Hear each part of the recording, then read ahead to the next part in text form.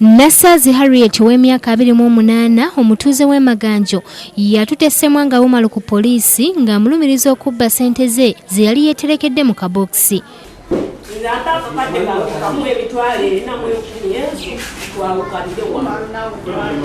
Nzagala oba maama we yazikuwa bamutunda kibanja mu kyalo nzagala. Ssemwanga ebyokubba abyeganye n'ategeeza nti wandibaawo omunyazi yayingiridde amaka gaabwe n'ayasa akabokisi n'atwala ssente zino. Ani gwosa nzate nyinza na mukuba. Kulokutandise twakomawo ffenna. Onafojinga bibi. Sina byefojinga nga akufojinga nkuyinako ki. Wanyezi munana sina kyalina okuze wadde. Wakoze bubi. Nasazi ali olubuto olw'emyezi 8 ategeezezza poliisi nti Ssemwanga aludde nga abba ensimbi ze z'abaakoze kyokka nga lwe lwamugambako nga yeegaana ate nga mu nju babeeramu babiri.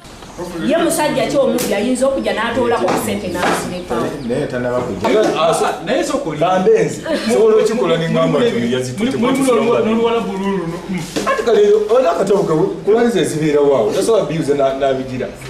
Nawe twale. Bino ndaba isokolo. Omuntu ajja kunonya akatabeeri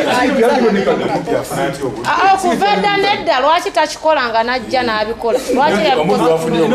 Waliwo ensonga lwaki nekikoze bakuba nti maze ebbanga kisula waka.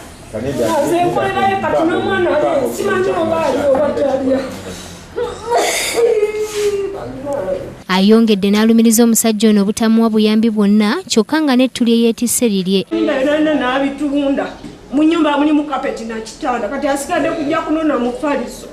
Era senga essumuzo ekibadde muno mbadde ngenda kijjawo kitwale. Disiti zange zonna ziyina ez'essimu zeyakantwala ne TV. Agamba nti akeera nnyo n'atunda obuwale bw'abakyala n'obuleega nga kati abadde amanyi awezezza akakadde mu kabokisi kyokka agenza okukanoonya yasanze zonna ensimbi ze bazibbyemu. N'entambuza mika z'abakazi ne pantisi z'abasajja n'engenda mu bino ne muno olubuto neereega n'abakazi okulwanira engoye kuno.